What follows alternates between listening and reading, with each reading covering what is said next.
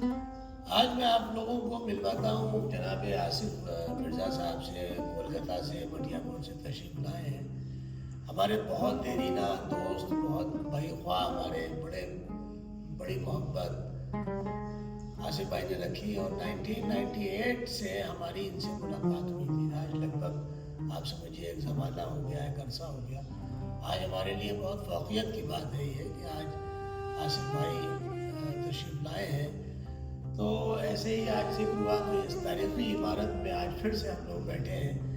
آصف بھائی ذرا سا بتائیے کہ یہ عمارت کیسے ہے اور اس کی کیا تاریخ ہے، اس عمارت کی، اور کیا سلسلہ ہے یہ امامباڑہ جو ہے یہ رہائش ذاتی امامباڑہ تھا آصف الدولہ کا، کیونکہ اس دور میں ہمیشہ عوام کے لیے ایک الگ امامباڑہ ہوتا تھا اور گھر کے لوگوں کے لیے الگ امامباڑہ۔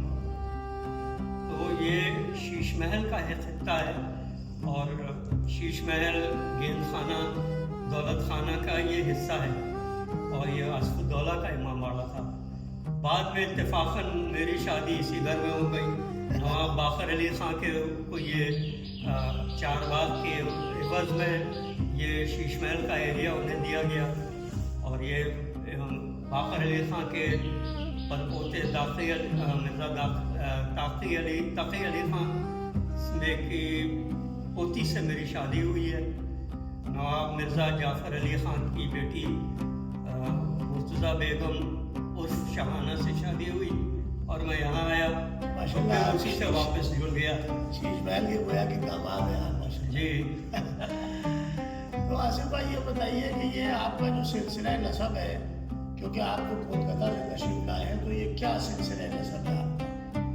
دیکھیے، ایک شارٹ آپ کو یہ بتائیں کہ محمد علی شاہ کے بیٹے امجد علی شاہ کے دو بیٹے سکندر حشمت اور واجد علی شاہ۔ سکندر حشمت کی چھوٹی بیٹی زما آرا بیگم، اور واجد علی شاہ کے بیٹے مرزا آسما جاں سب سے چھٹے بیٹے تھے، ان سے شادی ہوئی زما آرا کی اور آسما جاں کی سفید بارادری میں۔ اس کے بعد 1856 میں یہ لوگ ایک ساتھ ان کے اپنی بیٹے اور بہو کو لے کے چلے گئے کولکتہ۔ وہاں ان کے دو بیٹے پیدا ہوئے، مرزا محمد مقیم بہادر اور آصف جاں کے سب سے چھوٹے بیٹے مرزا اختر جاں، اور میری والدہ کبریٰ بیگم پرنس مرزا محمد مقیم کی سب سے چھوٹی بیٹی، ان دونوں کی شادیاں ہوئیں، اور میں اور میری ایک چھوٹی بہن پیدا ہوئی۔ آصف بھائی یہ بتائیے کہ یہ جو واجد علی شاہ صاحب تو وہیں پہ مقیم رہے، جی، اور یہ بھی کہا جاتا ہے کہ جب اختر میاں نے یہاں سے رحلت کی، یعنی یہاں سے جب تشریف لے گئے، تو ایک مرتبہ بھی پھر لکھنؤ واپس نہیں آئے۔ تو آپ کیا سمجھتے ہیں، وہ لکھنؤ سے ان کو کیا رغبت تھی، کیا وصیت تھی؟ بہت ہی آہ کرتے تھے، روتے تھے لکھنؤ کو یاد کر کے۔ اس کی یاد میں انہیں پورا لکھنؤ بسایا تھا۔ اس میں ایک زو بھی تھا، اور سیکنڈ وینس کی طرز پہ مکانتیں، محل بنائے تھے، اور ہر محل کے ساتھ ایک امامباڑہ اور مسجد بنائی تھی، جو ان کے نام بھی بہت مشہور ہیں: قصر البقا، بیت النجات، فردوس محل، ستین آباد، عمدہ محل۔ یہ سارے امامباڑے جو انہی نے بسائے تھے، جو اب باقی رہ گئے۔ شاہ منزل جو تھی، جو ان کا پیلس تھا، وہ تو بعد میں اسے منہدم کیا گیا، کیونکہ اسے بیچ دیا گیا تھا۔ تو باقیات میں صرف یہ بچے ہیں، اور وہاں ہم لوگ ہیں وہاں پر، اور بھی رشتہ دار ہیں وہاں۔ آپ کو میں یہ جاننا چاہتا ہوں کہ واجد علی شاہ کی جو شخصیت تھی، اس نے لکھنؤ کو یعنی کس طرح سے نکھارا، زبان کو کس طرح سے نکھارا، یعنی جو گفتار ہے لوگوں کی وہ کس طرح سے ہوئی، موسیقی پہ ان کا کیا اثر ہوا، موسیقی پہ ان کے پاس کتابیں بھی میں نے آپ نے ایک مرتبہ ذکر کیا تھا، تو میں چاہتا ہوں کہ ذرا سا کچھ اس کے بارے میں بتائیے۔ देखिए, मौसीकी पे उन्हीं ने 3 किताबें लिखी। एक तो बनी जो कथक पे है, और ये ऑन एग्जिबिट है विक्टोरिया मेमोरियल में, वो डिस्प्ले की गई है। अच्छा। नाचो, दुल्हन, ये दोनों मुख्तलिफ किताबें थी। एक तबले पे रिदम पे थी और एक वो रागस पे थी। तो ये 3 किताबें मौसीकी पे हैं।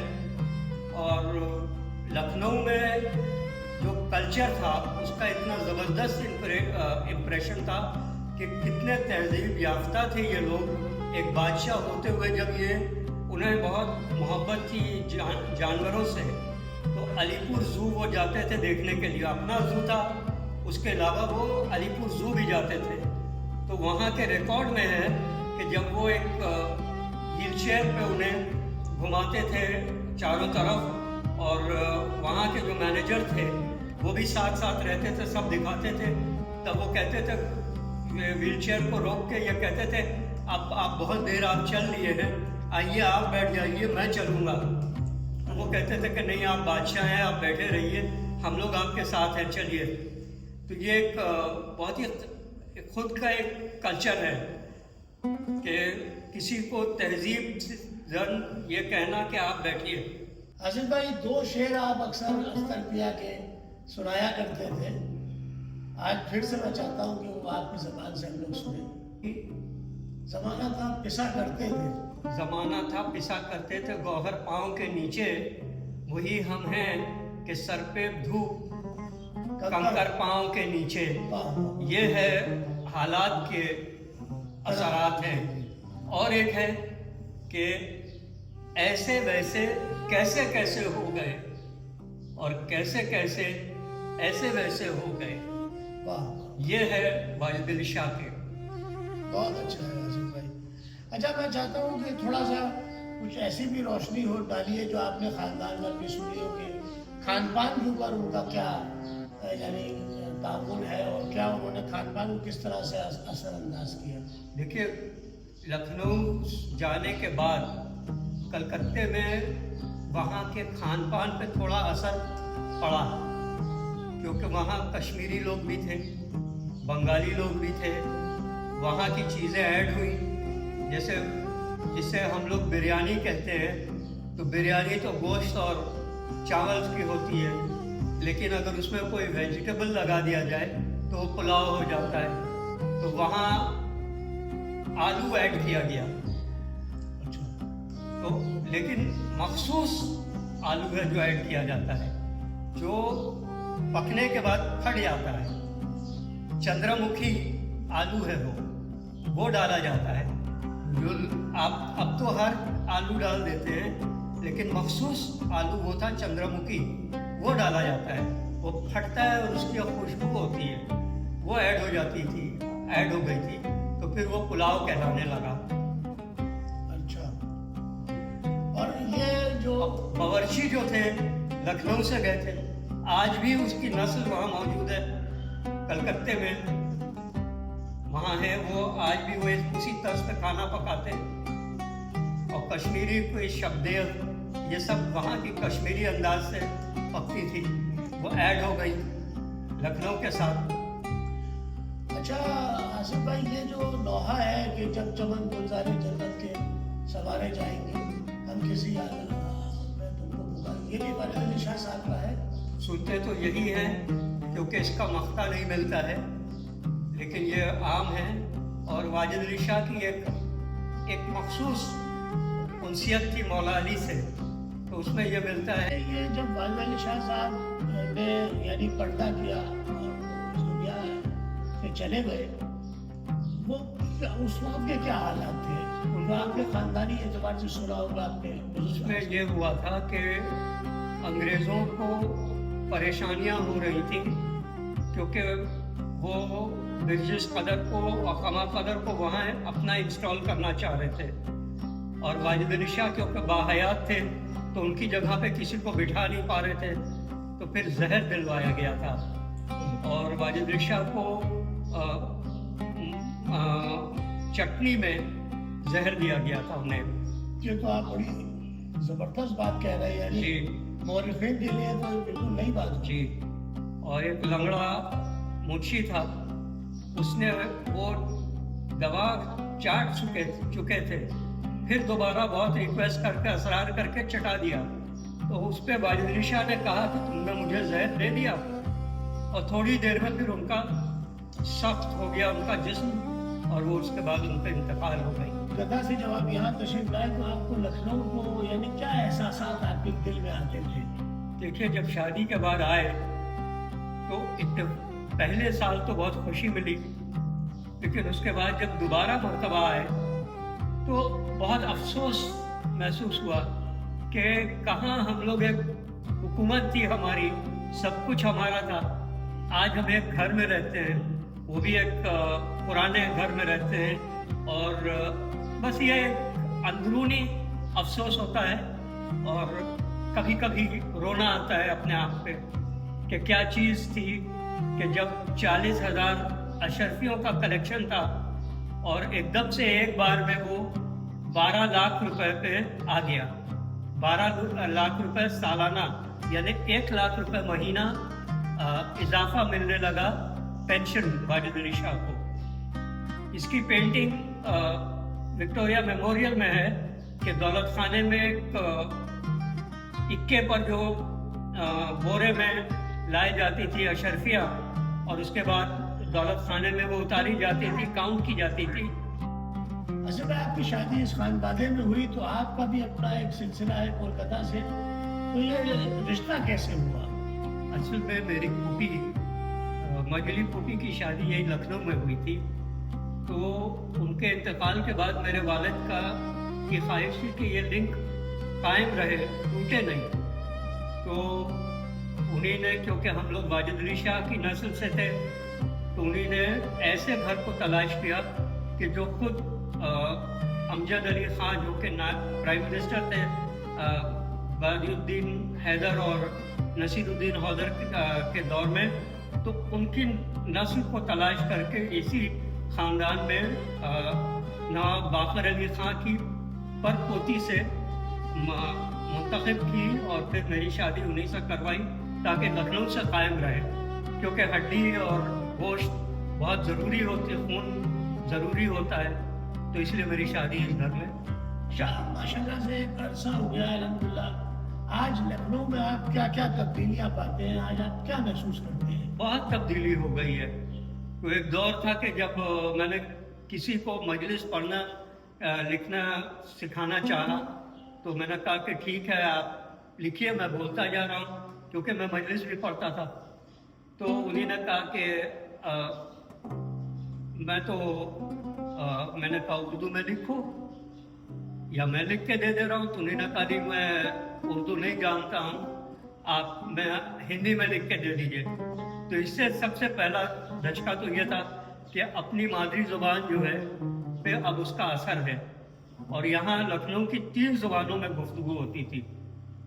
ایک عوام کی زبان تھی، ایک نوابین کی زبان تھی، اور ایک بیتماتی زبان تھی، اور ایک تمثیلی زبان تھی، جس کے لیے تمثیلی زبان کے لیے مجھے بڑی تنبیہ ملتی تھی کہ اگر تمثیلی زبان میں کیوں نہیں گفتگو کرتی. تو یہ وہاں کلکتے میں ہوتا تھا، لیکن لکھنؤ میں آ کے سب غائب ہو گیا. تو ایک اثر تو ہے، زبان پہ بہت بڑا اثر پڑا ہے. اچھا، تھوڑا زبان کو ایکسپلین کر دیے کس طرح کی ہوتی تھی؟ 4 طرح. مثال کے طور پہ ایک واقعہ میرے ساتھ یہ ہے کہ میرے گھر پہ جب میں نے دروازہ کھولا تو سامنے ایک سانپ لٹک رہا تھا. تو میں نے زور سے آواز کر کے کہا کہ سانپ. تو میری خالہ نے آ کے دیکھا تو کرنے کہا، میں نے کہا وہ نیچے چلا گیا. تو انہیں نے مجھے ایک چانٹا مارا، کہا دیکھو تم نے کیوں سانپ کہہ کے پکارا، تم رسی کہہ سکتے تھے، تمثیلی کہا جاتا ہے. تو مجھے کیونکہ چانٹا پڑا تھا میں غصے میں آ گیا. میں نے کہا مجھے کیوں مار دیا، سانپ تو سانپ نہیں کہیں گے تو کیا کہیں گے. 3 دن تک ان سے بات نہیں کی. تو 3 دن بعد انہیں نے سمجھا کے کہا کہ دیکھو سانپ کو بھی احساس ہوتا ہے، اس کے کان نہیں ہوتے ہیں، لیکن وائبریشن سے اس کو احساس ہو جاتا ہے تو وہ حملہ کر سکتا ہے. رسی کہو گے تو ان کو سمجھ میں نہیں آئے گا. تو اس لیے تمثیلی گفتگو کی جاتی ہے. چاند کو آسمان والے کہتے ہیں، ज़मीन वाले को भी कहते हैं सांप को। तो ये तमसीली ज़ुबान थी, इसमें गुफ्तगू की जाती थी। बहरे को बहरा नहीं कहा जाता था, नाबीना को नाबीना कहा जाता था, अंधा नहीं कहा जाता था। ये तमसीली गुफ्तगू थी। ये तो मिस हो गई है लखनऊ में भी और कलकत्ते में भी। जी। अब ये तमसीली और तमसीलात जो थी ये भी यानी अब धीरे धीरे गायब होती जा रही है। जी हाँ जी बहुत शुक्रिया आसिफ भाई, आपने बहुत अच्छी रोशनियाँ डाली हैं। अल्लाह आपको सलामत रखे। बहुत खुशी हुई आज ज़मानों की बात आज आपसे नशिस्त और सूरह इखलास वाले शाह साहब के लिए हम लोग पढ़ सकते हैं। बिस्मिल्लाहिर्रहमानिर्रहीम। अल्हम्दुलिल्लाह रब्बिल आलमीन मालिक यौमिद्दीन इय्याका नअबुदु व इय्याका नस्तईन इहदिनस सिरातल मुस्तक़ीम सिरातल लज़ीना अनअमता अलैहिम गैरिल मग़ज़ूबि अलैहिम वलज़्ज़ालिन। बिस्मिल्लाहिर्रहमानिर्रहीम। क़ुल हुवल्लाहु अहद अल्लाहुस समद लम यलिद व लम यूलद व लम यकुल लहु कुफुवन अहद। बिस्मिल्लाहिर्रहमानिर्रहीम। क़ुल हुवल्लाहु अहद अल्लाहुस समद लम यलिद व लम यूलद व लम यकुल लहु कुफुवन अहद। बिस्मिल्लाहिर्रहमानिर्रहीम।